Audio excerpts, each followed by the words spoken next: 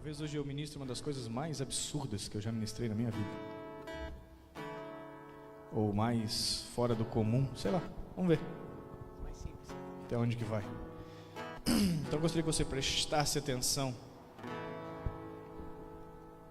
Fala, Deus. Eu venho juntando algumas coisas que Deus vem falando ao longo dos anos, tentando entendê-las.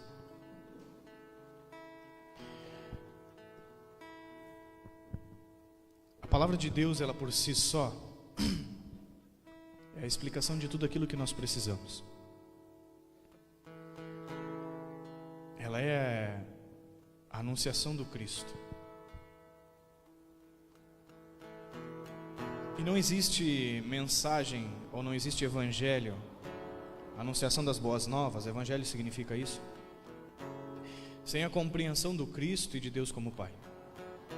Todo o resto é estrutura litúrgica ou pura religião. E eu quero tentar discorrer algo para chegar a falar sobre as práticas espirituais. As principais práticas espirituais, ou o cerne de uma vida espiritual. Abre comigo no livro de João, capítulo 6.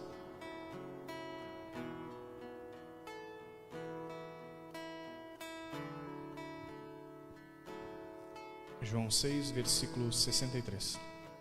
Deixa aberto aí. João 6, 63. 663.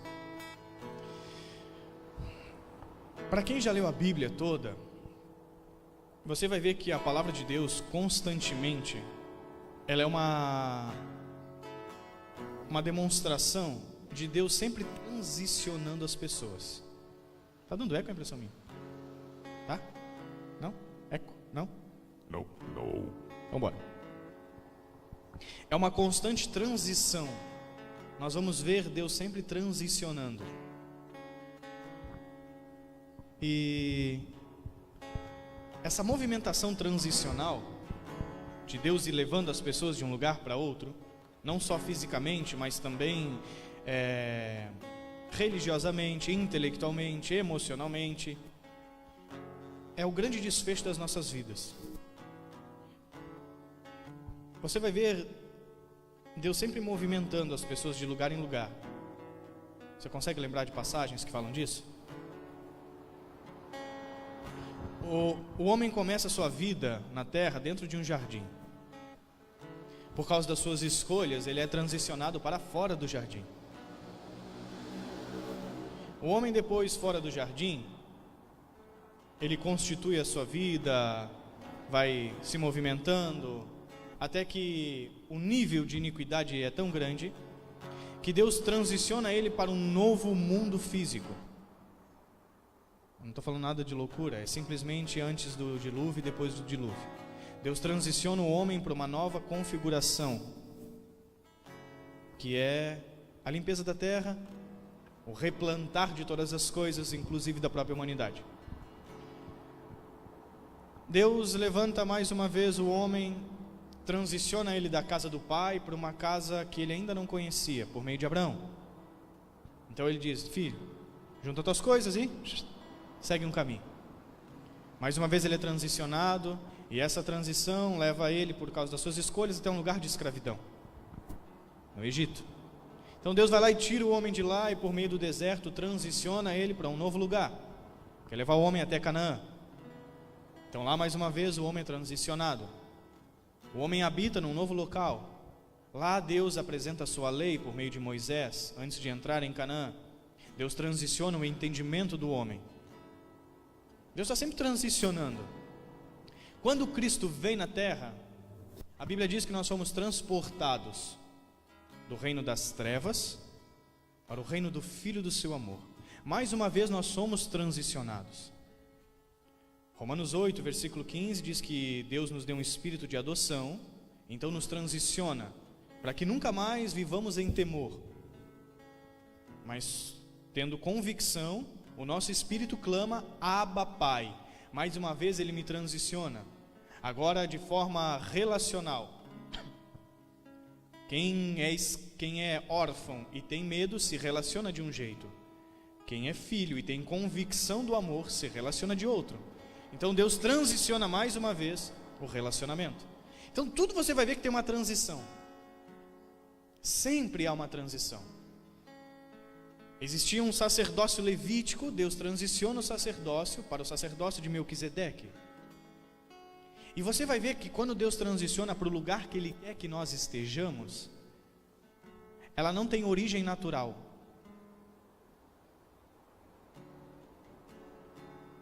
Quem é o pai de Melquisedeque? Qual é a linhagem? Não tem linhagem. É um sacerdote que, caiu do céu. E Jesus é da ordem desse cara. Sem linhagem. Quando Deus transiciona a libertação de Israel, quando Acabe e Jezabel governam, ele usa um homem chamado Elias. Quem foi o pai de Elias? Qual é a origem desse homem? É Num, que a gente brinca aqui, é Num sei. Não tem uma origem que nós possamos entender na totalidade. Então você vai ver que quando Deus transiciona e Ele nos coloca no lugar que Ele quer que nós estejamos, não tem origem natural. Agora somos filhos do Eterno. E como é que a gente dimensiona essa origem? Então nós vamos ver as conexões naturais. Ou muito, talvez. Perdesse muito dessas conexões. Quando Deus levanta o homem que vai preparar o caminho para Jesus andar, esse homem ele é filho de uma paternidade muda. Ele é filho de Zacarias, mas Zacarias não é mais referência. Ele desconecta esse homem do seu próprio pai, a ponto de não ter o nome do pai. E para nós isso talvez não seja importante, mas naqueles dias é desconectado de Zacarias.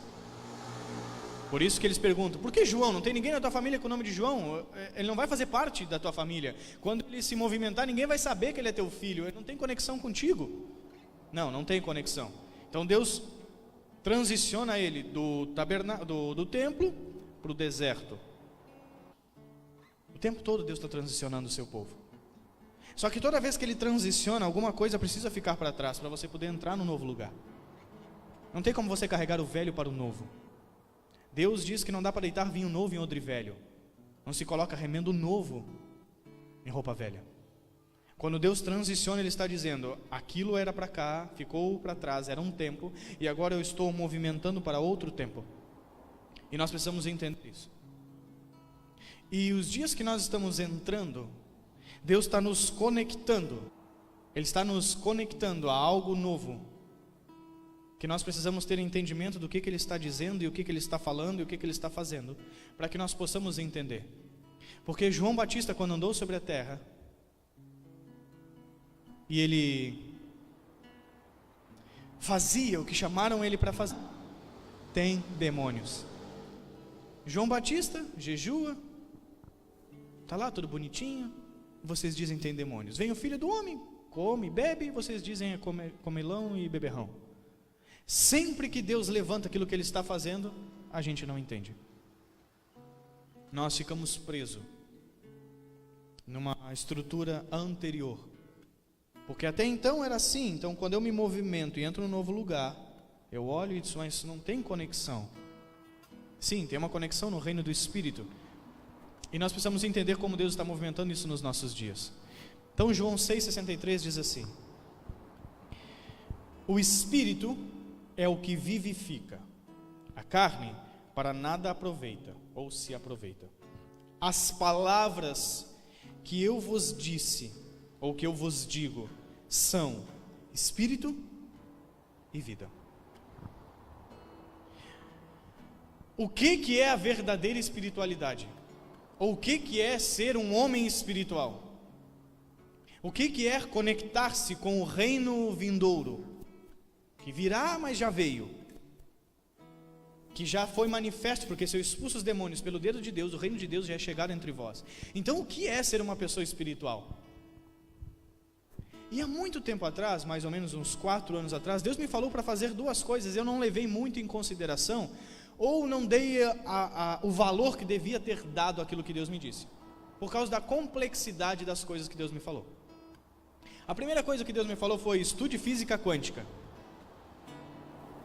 Eu disse: quê? Eu fui olhar o que era física quântica. Eu disse: Deus, tu está de sacanagem. Isso aqui não dá para estudar esse negócio. Eu tenho que nascer sendo filho do Einstein para entrar nessa parada aqui.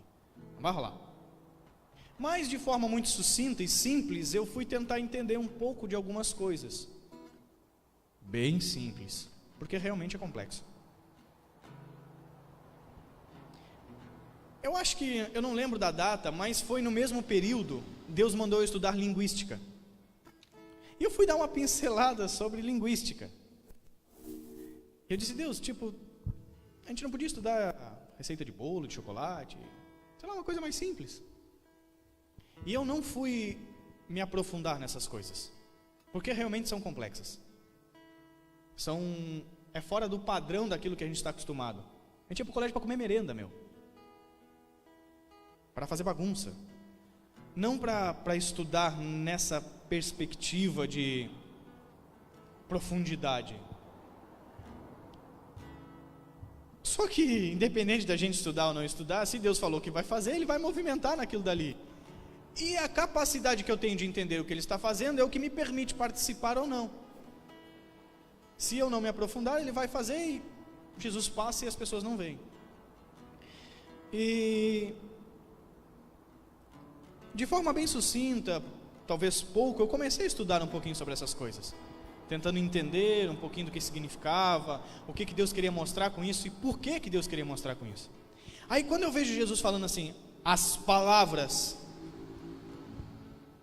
não é os milagres, não é as curas, não é a multiplicação do pão, não é quando ele revolveu no espírito e todo mundo viu, ele disse: Lázaro, vem para fora. Aquilo não era espiritualidade. A espiritualidade está na palavra. E a gente confunde o que é ser espiritual. E a principal confusão da espiritualidade está com a emocionalidade. A gente acha que espiritual é quando eu sinto, e espiritual é quando eu entendo. O que eu sinto faz parte da minha natureza. Então sentir não é errado, mas não é ser espiritual. Então tem gente que já sentiu de tudo. Às vezes você está orando e você sente um calor fora do comum. E é normal, mas isso não quer dizer que você está mais espiritual. Eu já tive uma experiência muito tempo atrás que verteu óleo das minhas mãos. Mas isso não me tornou mais espiritual. Isso foi só uma experiência. A espiritualidade está nas palavras que eu vos digo. Porque a manifestação que nós entendemos como espiritual se dá onde? No nosso corpo físico, não é? Eu senti um calor, eu senti um arrepio, aí Deus veio e eu vi. E a carne para nada se aproveita. Então eu não estou desmerecendo aquilo que a gente sente, eu só estou querendo que nós possamos entender o que é ser uma pessoa, um ser espiritual. E aí uma das coisas que nós precisamos entender, que é muito interessante, que a criação de todas as coisas foi dada por meio da palavra. E a coisa mais antiga que existe, talvez, dentro de uma cultura, é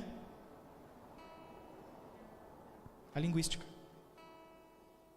Linguística é a linguagem humana em seus aspectos fonéticos, morfológicos, sintáticos, semântico, social e psicológico. Agora lascou, né? Quando é que a gente viu isso dentro de uma igreja? Vamos estudar a palavra de Deus hoje. Nós vamos estudar a fonética das palavras. Os judeus fazem isso. Porque essa palavra está colocada nessa frase? Porque ela tem tal acento? Porque eles não usam vogais, eles usam pontos para representar. E aí eu preciso entender uma coisa, que se eu não entender, se eu não compreender a palavra daquele lugar, daquela cultura, ainda que eu escute o que ele está dizendo, não faz sentido. Você já ouviu um cara chamado Olavo de Carvalho? Não? Já, que é outro nível. É outro nível. Na época do exílio, ele bateu de frente com com o governo. Ele foi exilado e foi para o Chile, na época da guerra. Quando ele chegou lá, ele conta uma história que é bem interessante. Ele disse que ele estava no Chile, exilado, e aí antes dele ir embora de um lugar para outro, ele parou de um lado de um chileno e botou a mão sobre o ombro desse homem e falou alguma coisa para ele assim. E esse homem ficou meio desconcertado com aquela ação dele. E aí ele, antes de entrar no ônibus, um amigo chileno chegou e disse para ele: nego, vem cá que eu vou te explicar uma coisa. Aqui no Chile, não pega bem você botar a mão sobre o ombro de um outro homem. Não é legal, cara. As pessoas não aceitam muito bem. Ele disse que ouviu, entrou no ônibus e foi até chegar em casa pensando: que cultura é essa que um homem não pode sequer colocar a mão sobre o ombro de outro homem? Qual é a falha cultural na percepção dessas pessoas? E ele ficou pensando sobre aquilo. Anos se passaram, ele foi na África do Sul, palestrar numa universidade. Lá o reitor da universidade, ele falou, um negro alto, grande, foi mostrar para ele a universidade. E quando eles saíram no corredor, esse homem prontamente enfiou a mão nas mãos dele e entrelaçou os dedos com ele, com Olavo. E saiu mostrando para ele de mão dada, e ele disse que ficou muito incomodado com aquilo. E quando o homem soltou para mostrar alguma coisa, ele prontamente enfiou as mãos no bolso, para que o cara não pegasse na mão dele de novo. E aí ele parou e pensou: que indivíduo, agora pensando dele, vive numa cultura que uma expressão de amor, de tocar na mão de uma outra pessoa, lhe causa tanto incômodo. Aí ele disse: quando eu estava no Chile, eu achava que eles tinham problemas, e agora que o cara deu a mão para mim, eu estou percebendo que eu tenho problema. Mas onde é que está o problema? Na minha cultura. Porque no Brasil, culturalmente, você dar a mão para um outro homem, o bagulho está estranho. É ou não é? No Chile, colocar a mão sobre o ombro de outro homem naquela época era estranho. Então o que faz com que a gente perceba as coisas? Como falamos, e a cultura que estamos inseridos. Se nós não conseguirmos entender Cristo, um judeu, vivendo em Israel, com a sua cultura e a sua língua, esquece, isso aqui não é ocidental. Por isso a maioria das nossas interpretações é errôneas, porque nós interpretamos um rei judeu que nasceu no meio de judeus, que escreveu para judeus numa língua de judeus, com a nossa cabeça ocidental. Isso nos impede de compreender. Só que a verdade de Deus, ela está disponível para todos que queiram e deixam serem moldados por ela. Então a gente precisa entender que dois fatores que a gente vai conhecer como filtro social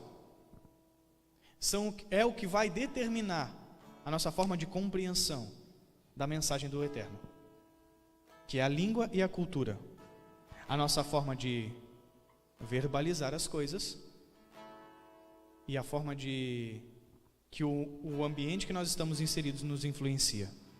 Por isso que a gente já falou aqui muitas vezes que o ambiente que nós estamos inseridos determina como nós vivemos. Por isso que Isaías era o homem que via Deus, que ouvia Deus, ele viu a Trindade, ele ouviu a Trindade, mas falava como o povo que ele vivia.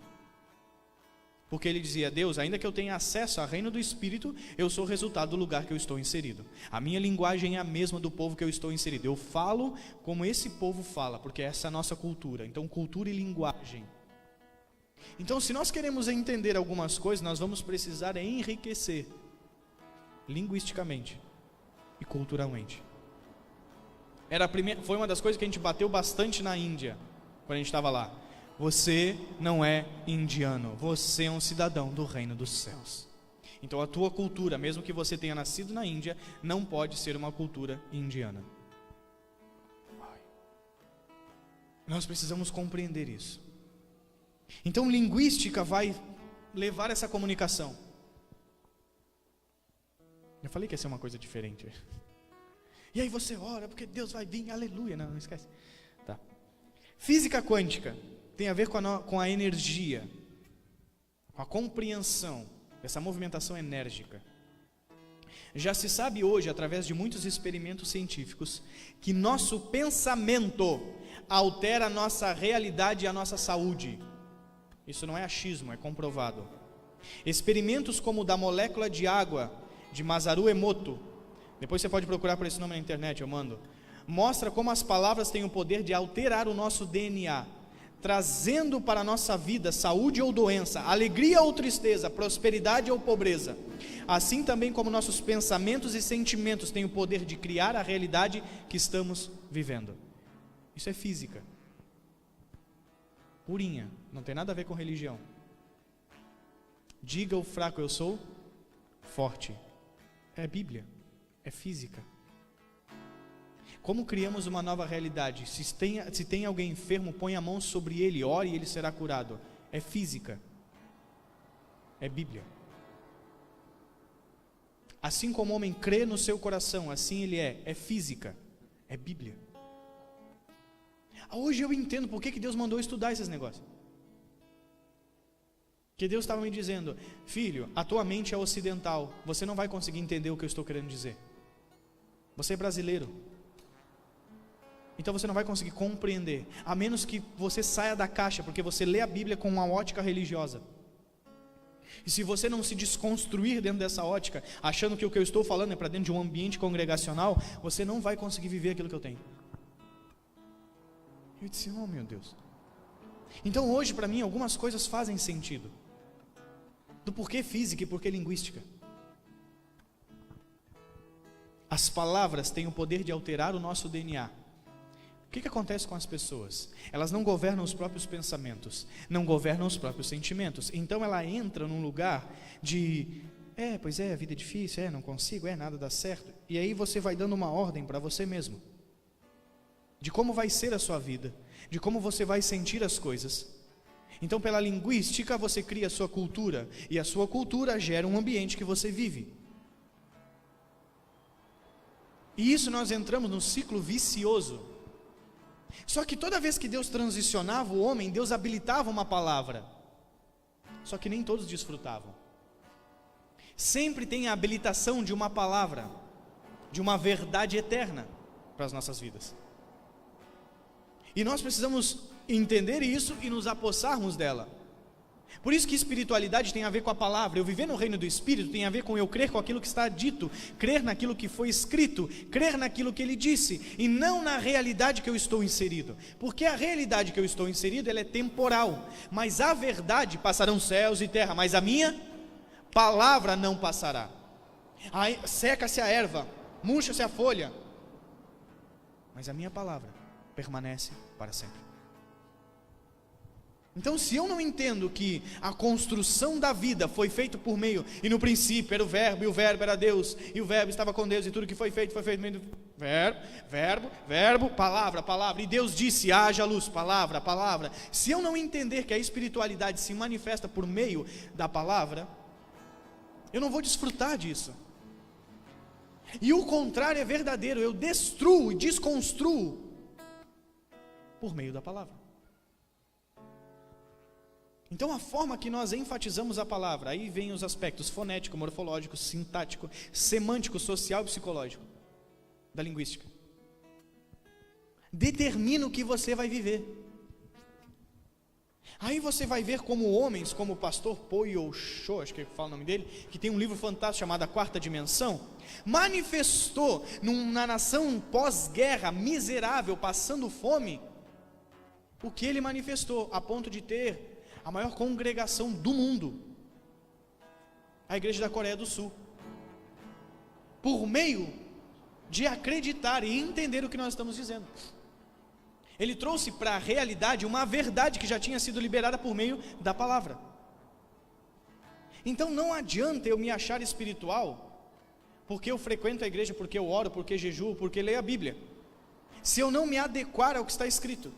E os princípios espirituais mais relevantes são a oração, o jejum e a leitura da palavra. Mas se eu não compreender a origem do jejum, da oração e da leitura da palavra, ainda que eu jejue, ore e leia a Bíblia, eu me mantenho na mesma condição de não espiritual. Por isso que as pessoas vivem de migalhas. Então eu preciso entender que Deus pegou a sua essência, soprou no homem, e o nosso grande desafio é aprender a ser gente, e por meio de aprender a ser gente, entender o eterno, porque faz parte da nossa essência. Isso é, não vou dizer que é complicado, mas é fora do padrão que nós estamos acostumados a viver. É fora da normalidade que a gente está acostumado. Então a gente fica meio aéreo com essas coisas. Cara, quando Deus falou para mim, estude física quântica, eu disse, o quê? Aí eu vou para Cuiabá, conheço um profeta da Venezuela, a gente começa a conversar, ele diz assim para mim, eu nem tinha falado nada, ele disse, tu acredita que um dia Deus mandou eu estudar física quântica? Eu disse, é sério, para mim também. Só que nenhum de nós dois tinha começado a estudar o negócio ainda. Mas ele estava num culto, ele falou, num estádio com muitas pessoas, e Deus disse, estude física quântica. Um cara que eu nunca tinha visto na minha frente, um cara da Venezuela. Aí você começa a entender o que Deus está falando. Como que nós fazemos a leitura do mundo que nós estamos inseridos? Desse ambiente terreno, natural. Nós chamamos isso de uma leitura neurológica, que são os 5 sentidos que nós temos. Já falei isso um monte de vezes. Nós somos a somatória de tudo que vimos, ouvimos e sentimos. Tudo que vimos, ouvimos e sentimos cria um banco de dados que dá pré-informação para você tomar uma decisão. Você já viu quando botaram um prato de alguma coisa que você não gosta na sua frente? Uma comida bem ruim, que você comeu e não gostou. O seu histórico de experimentar aquela comida, quando você viu aquele prato, determina a reação que você tem. É um arquivo, é um banco de dados. Agora eu preciso reconstruir a minha vida, não a partir de um banco de dados neurológico, ou seja, do que eu vivi na terra, mas do que Deus liberou no reino do Espírito. E aí faz sentido, porque tantas pessoas que andam com Deus não são transformadas, não mudam, não entendem o que podem viver. Por que elas vivem num ciclo vicioso? Porque ela não cultiva a palavra, ela cultiva a própria vida. Quando Deus me fez ser cultivador, Adão cultivava o quê? O jardim que pertencia ao Senhor. Então, se eu não cultivar o que pertence a Deus, eu não vou ser transformado. Eu não avanço. E aí, quando Deus desconecta uma pessoa desse lugar natural e conecta ela num lugar onde ela precisa estar, nessa nova realidade, o bom religioso diz, tem demônio. Abre comigo em 1 Tessalonicenses.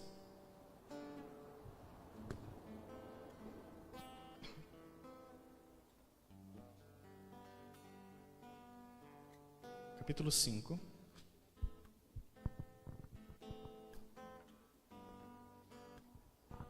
Deus falou algo que eu achei muito interessante.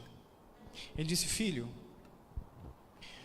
um dos homens na sua época mais sabido, um dos homens de maior conhecimento da Torá, era Saulo. Saulo era aluno de Gamaliel. Eu disse, Deus, o que você quer me dizer? Não complica a minha cabeça. Ele disse, Saulo aprendeu aos pés de Gamaliel. E ele era conhecedor da Torá. Só que Paulo aprendeu aos pés do Espírito. Paulo diz, o evangelho que vos anuncio, não aprendi de homem algum, mas pela revelação de Jesus Cristo. Saulo aprendeu de um homem, Paulo aprendeu do próprio Espírito. Não estou falando que nós não vamos aprender com as pessoas. Eu estou dizendo que ou eu me conecto a uma nova realidade, ou vou ser sempre Saulo. Um bom conhecedor daquilo que está escrito, mas que não tem a revelação de quem é o Cristo, a palavra, o verbo vivo. Então, ainda que eu aprenda com Gamaliel, eu preciso aprender com o Espírito. Ainda que eu sente e absorva a informação, eu preciso também sentar e absorver a revelação. Eis a diferença. É total. Só que esse processo de revelação, ele se dá ao longo de períodos, etapas, que nós vamos entrando em lugares diferentes, nós vamos amadurecendo, então Deus nos permite ver coisas que não podíamos ver, porque revelação tem a ver com intimidade, ok? Então intimidade tem a ver com maturidade, eu já ensinei isso há muitos anos atrás. Então às vezes eu quero uma revelação íntima do coração de Deus, e Deus diz: você é criança demais para esse lugar de intimidade.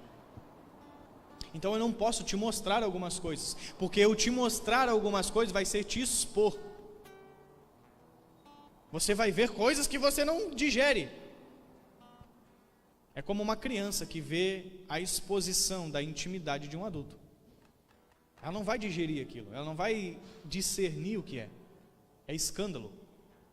Isso que é muito doido, porque quando Jesus andou na terra e pregaram o Cristo, para o grego era o quê? Loucura.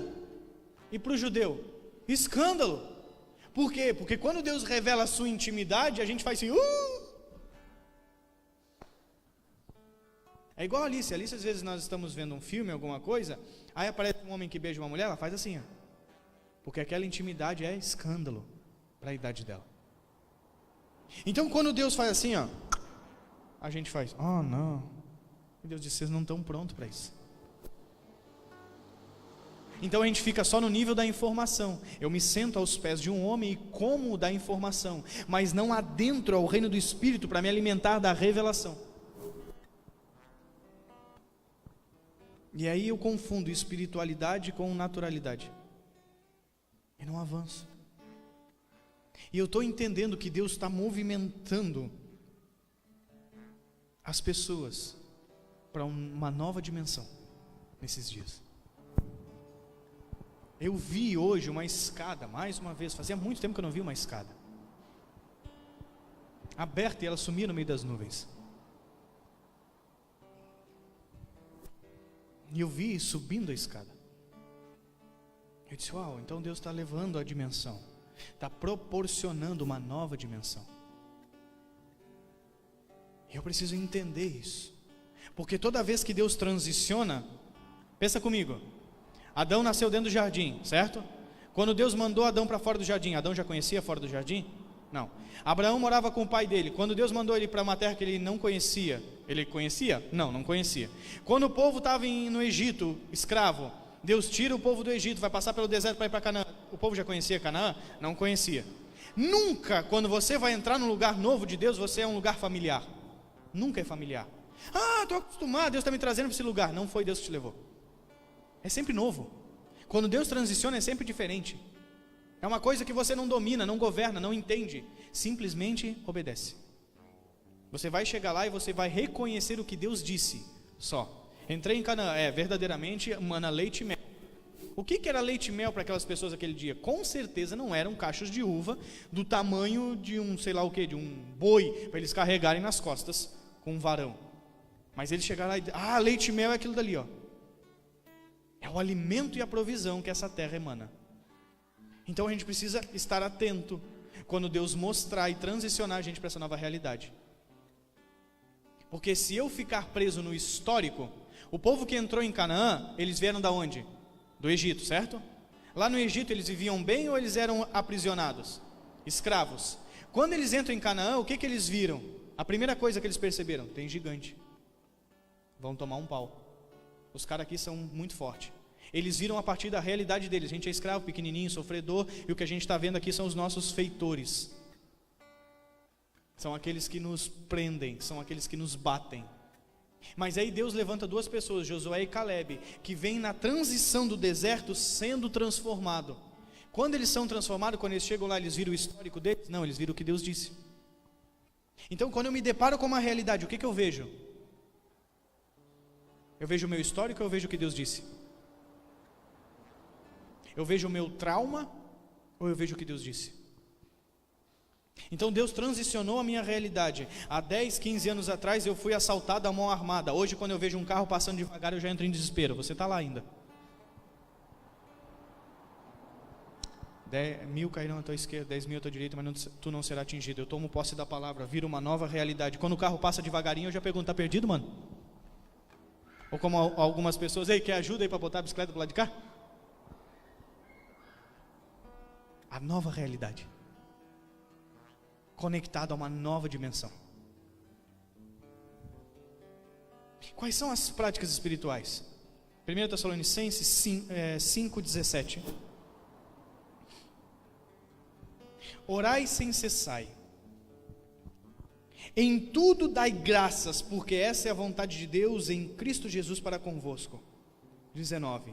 Não extingais ou não eliminais o Espírito. A primeira prática espiritual é uma oração, é a oração. Só que nós entendemos oração como aquela pessoa que se coloca de joelho diante de Deus e fala meia dúzia de palavras, e agradece ou pede, e às vezes os melhorzinhos esperam Deus falar. Só que eu não consigo entender como as pessoas tentam fazer isso sem cessar. Porque eu não conheço ninguém que fica 24 horas de joelho diante de Deus. Só que a Bíblia está dando uma ordem, orai sem cessar. Então a oração sem cessar não é quando eu me coloco na presença de Deus de joelhos para orar. A oração sem cessar é quando a minha vida está conectada à movimentação da palavra. Porque oração é o sentido daquilo que está escrito. Entendeu? Eu estava estudando esses dias com Alice, português. Qual é a oração do parágrafo? Isso que é oração? Então, quando eu estou conectado com a palavra, a oração, a ação do verbo, a minha vida está convergindo, eu estou orando sem cessar, ainda que eu não esteja de joelhos 24 horas por dia. Mas se eu ficar várias horas de joelho, mas não estiver conectado com a palavra, você não ora. Porque é para orar sem cessar, não é quanto tempo eu oro, é para não ficar sem orar. Então, ainda que eu esteja fazendo as coisas como práticas espirituais, elas não são práticas espirituais, porque elas estão desconectadas do Espírito, elas são práticas religiosas. O que os fariseus faziam? Longas orações. A fim de quê? De bater um rango na casa das viúvas. Iam nas praças e faziam orações em alta voz. A fim de quê? De serem vistos. Então a minha oração tem a ver com o quê? Está em convergir com a palavra. Então eu não estou fazendo uma oração para ganhar um rango na casa da viúva. Eu estou fazendo oração para me adequar ao que está escrito. Orar sem cessar, a prática espiritual da oração é essa conexão com esse lugar. Senão não é oração, é só liturgia. Meu Deus, o que nós mais fazemos é liturgia. Somos bons litúrgicos. Somos bons praticantes do farisaísmo. É ou não é? É fariseu, pratica farisaísmo. Os caras me olhando. E nós não entendemos, não nos damos conta disso. Ficamos presos nessa dimensão. E por que eu estou falando a palavra dimensão? Porque tem a ver com a física quântica. São dimensões.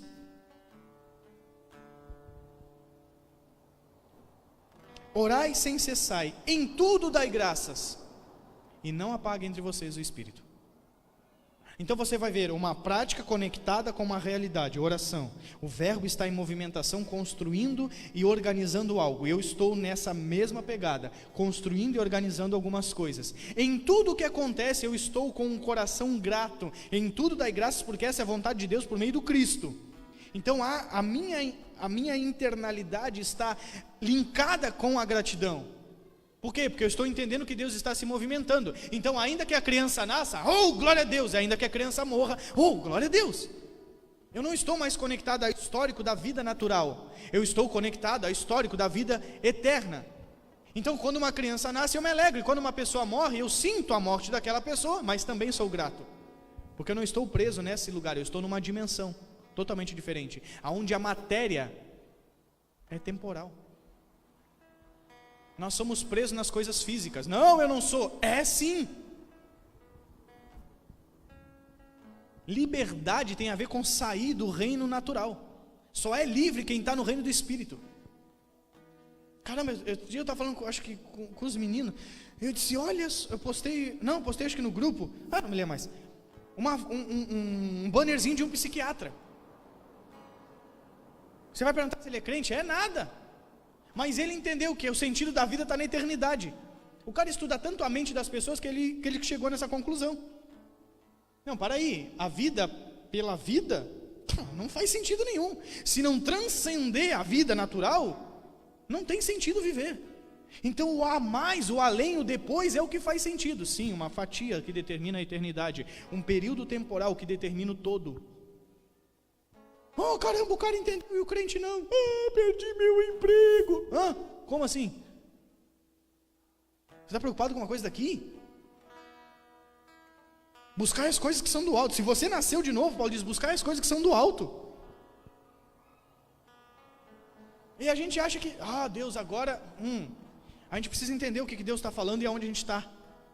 Por quê? Porque a ideia da palavra de Deus não é me acusar, é me reposicionar. É nós que temos um coração acusador. Por isso que quando a gente vê que a gente está fora, a gente faz assim.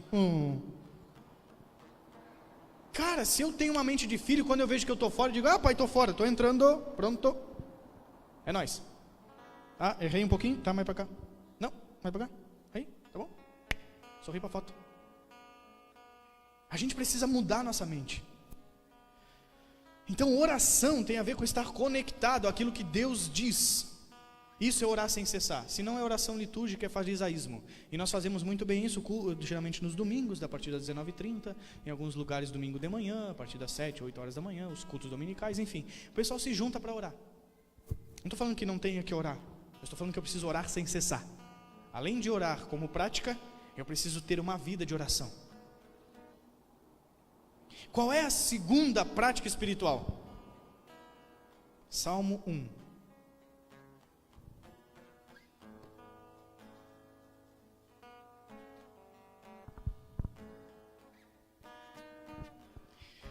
Versículo 1. Todo mundo conhece. Todo mundo.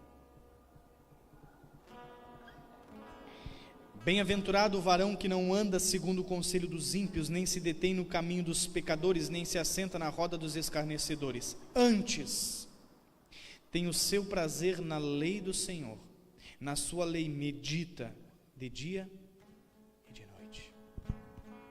A segunda prática espiritual é a meditação. E não é yoga. É meditar na palavra. A oração tem a ver com estar adequado à palavra. A meditação tem a ver com estar contemplando a palavra. Meditação tem a ver com contemplação. Tem a ver com analisar os pequenos detalhes da palavra. Tem a ver com meditar nela de dia e de noite. Tem a ver com ser orientado por ela de dia e de noite. Tem a ver com discernir aquilo que está sendo escrito, ou que já foi escrito, ou que está sendo dito, ou que já foi dito, de dia e de noite.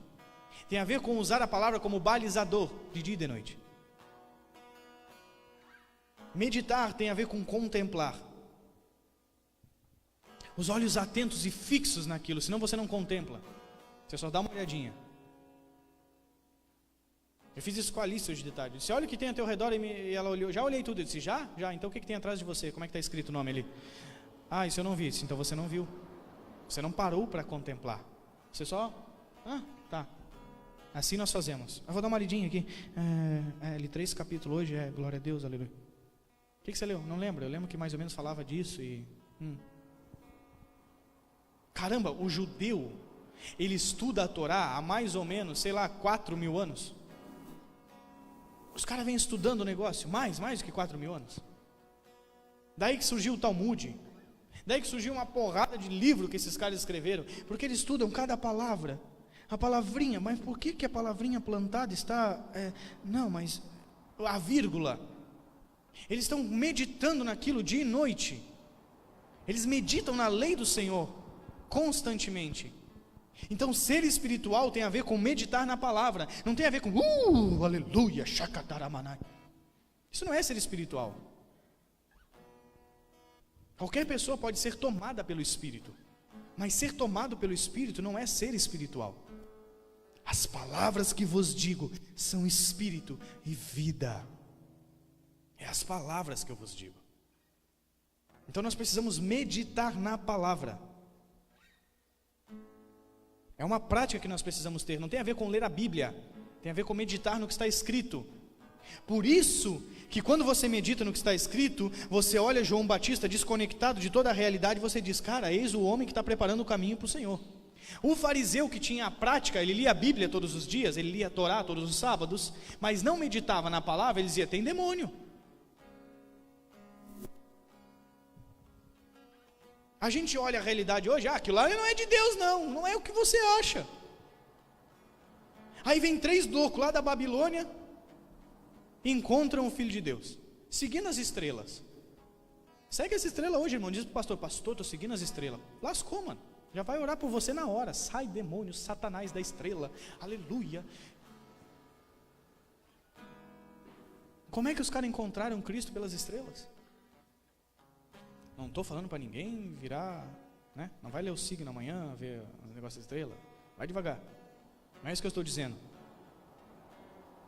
Eu estou dizendo que, como diz Alice, os 3 reis magros encontraram Jesus. E o seu próprio povo não encontrou. Por quê? Porque eles não estavam meditando aquilo que estava escrito. Eles estavam acostumados simplesmente a ler. E aí é muito doido, porque você pode estar acostumado a ler e saber. Herodes chamou e disse, ei, onde é que está escrito que vai nascer? O cara estava acostumado, o escriba chegou, cara, em Belém, está escrito, a gente lê isso aí todo sábado. Tá, e o cara nasceu, vocês não viram? Ah, pois é, nasceu? Ah, então, não sabia. Ainda que eu saiba, eu não discerno. Entende a diferença? Ele sabia onde é que estava, mas ele não viu. O mago não tinha a Torá, mas ele viu. Talvez ele tinha acesso a ela, mas ele estava seguindo as estrelas. Olha a diferença. Ah, eu sei, não. Aí você conversa com a pessoa, aí não sei o que, pois é, e está escrito, eu sei que está escrito, tá, você sabe então, e? Hã? Eu sei que é em Belém, tá, e aí o Cristo nasceu e você não viu? A diferença. Jejum, a terceira prática espiritual. Isaías.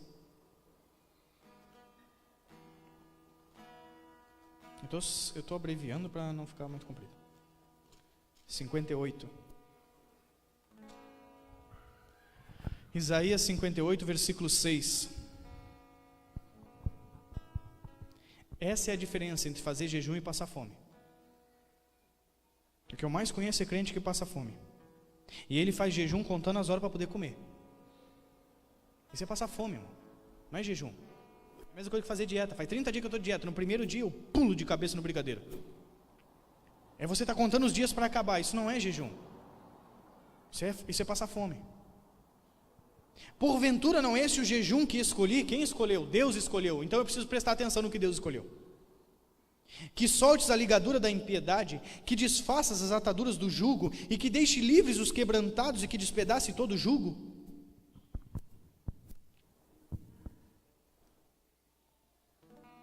Porventura não é também que repartas o teu pão com o faminto, e recolhas em casa os pobres desterrados, e vendo o nu o cubras e não te escondas daquele que é da tua carne?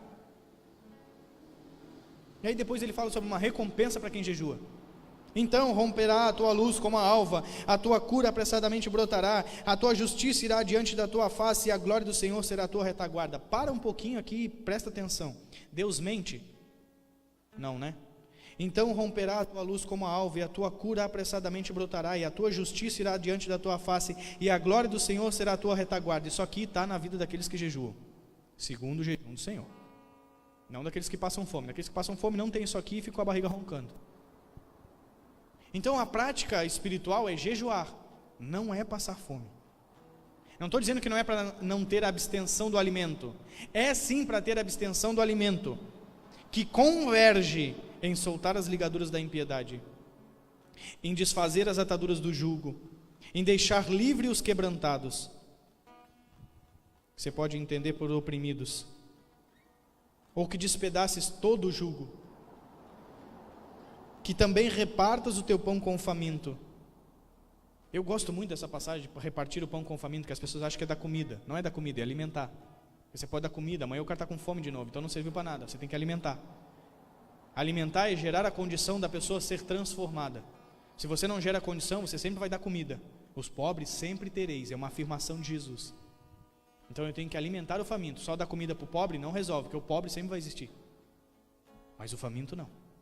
O faminto não precisa sempre existir. Você vai encontrar pessoas que não têm comida, mas não têm fome. Você comeu hoje? Não comi. Você quer comida? Quero. Aí você conversa com ela, ela não é faminta. Você fica olhando assim, cara, olha a vida dessa pessoa, olha o quanto ela está me ensinando hoje. Aí ele não tem fome, ele tem para dar. Quantas vezes a gente já cruzou com pessoas assim? Que você olha, a pessoa não tem nada, mas ela tem tudo. Você sai de lá cheio. Ela não é faminta, ela te alimenta. Talvez ela não tenha comida, então não adianta eu dar pão, se eu não der o pão vivo. Alimentes aquele que tem fome. Recolhas em casa o pobre e desterrado. Não é simplesmente dar um lugar para ele dormir. Vendo o nu cubras. Eu gosto muito dessa passagem de ver o nu cobrir. Porque todo mundo consegue dar roupa, mas poucas pessoas conseguem lidar com a nudez.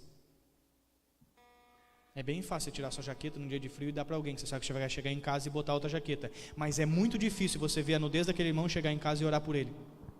É bem fácil chegar em casa e ver a nudez dele. Não é? Aqui não acontece, só nos outros lugares. Quando você vê o nu é para você cobrir ele. Isso é jejuar. Quer ser espiritual? Ore sem cessar. Medite na palavra e jejue. Isso é ser espiritual. E a base disso? Linguística. Entendendo a palavra. E física quântica. Olha que doideira. A movimentação da energia se materializando por meio da palavra. Uau, quem é esse que até os ventos lhe submetem? As ondas do mar se acalmam diante dele. Ele coloca toda a energia em ordem. A paz que vos dou, que excede todo o entendimento, não como o mundo dá, mas a minha paz vos dou. Olha que doideira isso, gente. É esse lugar que Deus está habilitando a nossa geração. É esse lugar que Deus já habilitou para a gente entrar na nossa geração, para sermos verdadeiramente espirituais, não religiosos achando que somos espirituais, mas para verdadeiramente sermos espirituais. Nós estávamos em João 6, capítulo 6, versículo 63.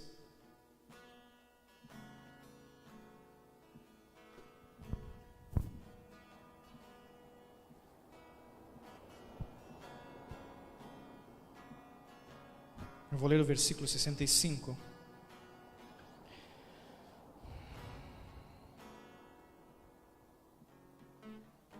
Diz assim: e dizia: por isso eu vos digo, que ninguém pode vir a mim, se meu Pai lhe não for concedido.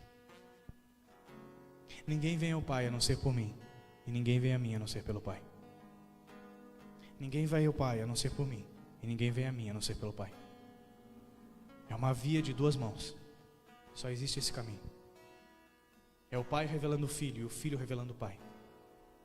É o poder da manifestação, o haja, manifestando o verbo, e o verbo expressando ele. É tudo isso. É a palavra manifestando a energia energia revelando a palavra. No princípio era o verbo, e o verbo era Deus, e o verbo estava com Deus. Tudo que foi feito por meio do verbo, e nada que se fez se faria sem o verbo. O Cristo, a palavra. E como que as coisas existiram? A energia se materializando. Se nós pararmos para entender que Jesus era judeu, no meio de um povo judeu, escrevendo para judeus, nós vamos entender e conhecer o que está escrito. Eu já falei muitas vezes aqui, em hebraico não existe o verbo ter. Não tem como conjecturar, não tem como pensar em ter alguma coisa, porque tudo pertence ao Eterno. Isso faz parte da linguística deles. Isso faz parte da forma deles expressarem as coisas. Para nós existe o ter. Então como é que nós vamos conversar a mesma coisa? Ô Jesus, eu tenho um problema. Ele diz: esse é o teu problema, porque você tem. Nós judeus não temos problemas. Você não tem? Não. O Senhor tem, eu não. Jesus, eu tenho uma casa. Nós não temos uma casa, tudo pertence ao Senhor. Deus, eu tenho um filho. Não, eu não tenho, tudo pertence ao Eterno. A gente não consegue conversar com ele. Ele fala uma coisa, a gente fala outra. A gente diz uma coisa, ele entende outra. Ele diz uma coisa, eu entendo outra. Deus, eu tenho um problema. Não, filho, não tem problema nenhum, não.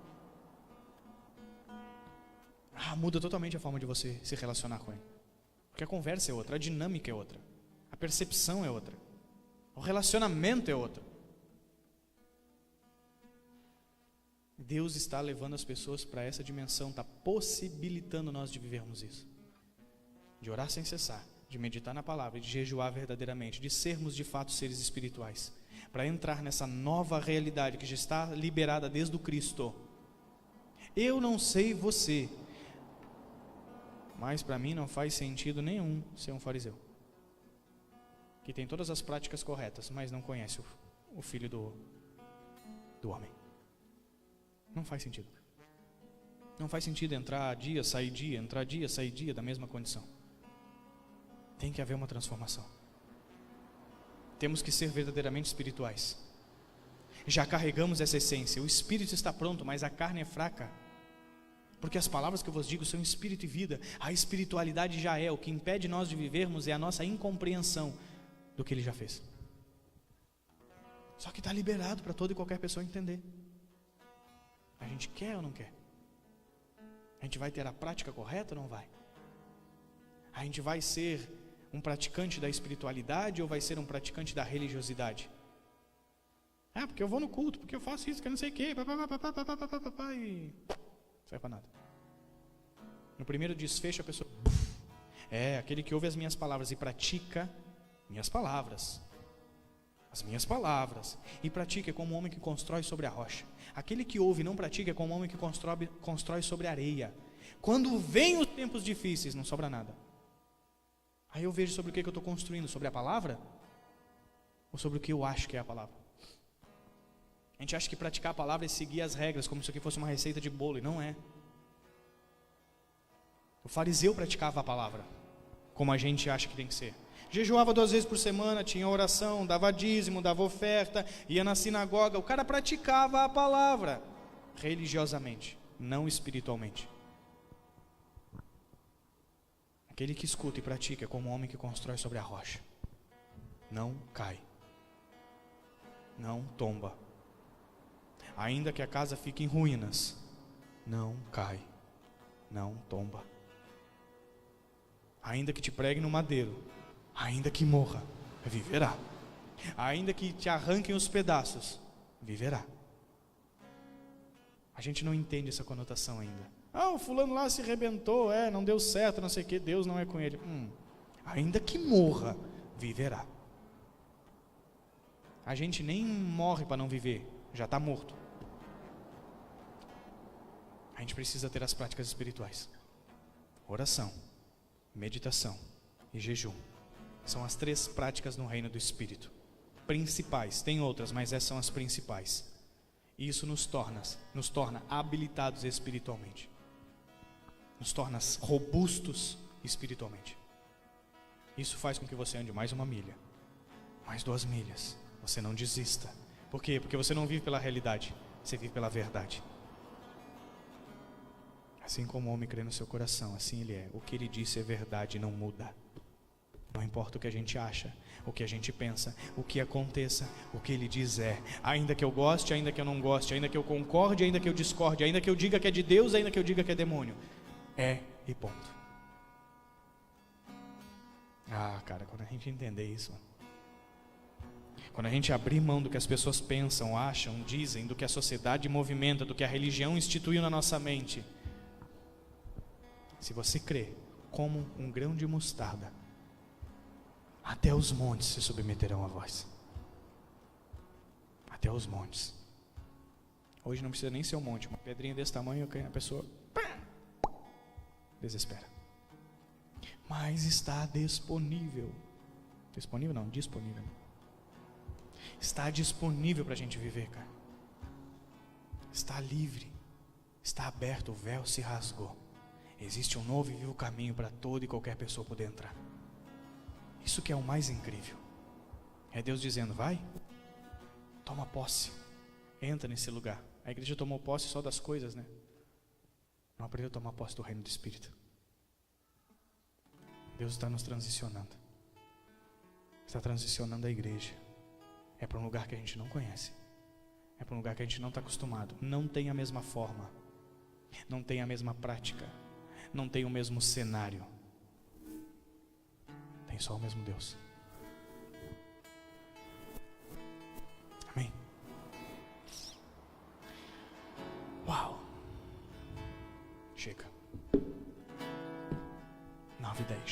15.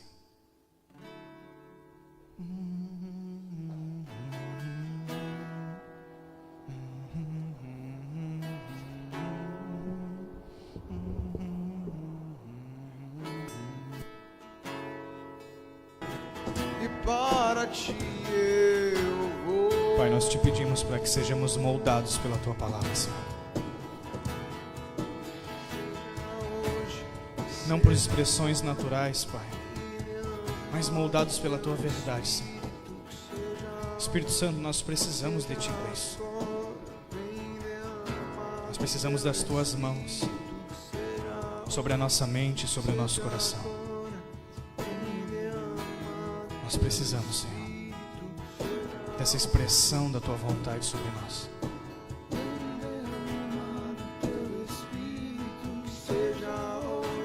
Toca-nos, Pai.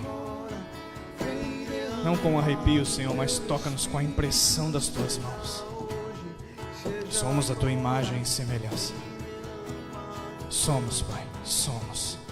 Somos a Tua imagem e a Tua semelhança. Derrama do Teu Espírito sobre nós em maior intensidade. Que nós nos submetamos à Tua palavra e à expressão da Tua vontade. Que nós venhamos entender o que o Senhor está fazendo. Que não venhamos a rotular a Tua movimentação. Que não venhamos dizer que é demônio, nem comilão e beberrão. Que não venhamos rotular, Senhor. Que venhamos nos submeter ao que o Senhor está fazendo. Levanta em nosso meio, Pai, homens e mulheres que irão impactar o mundo, Senhor. Ah, Pai, não é soberba da nossa parte, Senhor. É saber que Tu estás junto. Não é prepotência, Senhor, é saber que Tu estás junto. É saber, Pai, que Tu estás junto. Levanta homens e mulheres que irão impactar o mundo, Senhor. Que irão impactar o mundo, Senhor.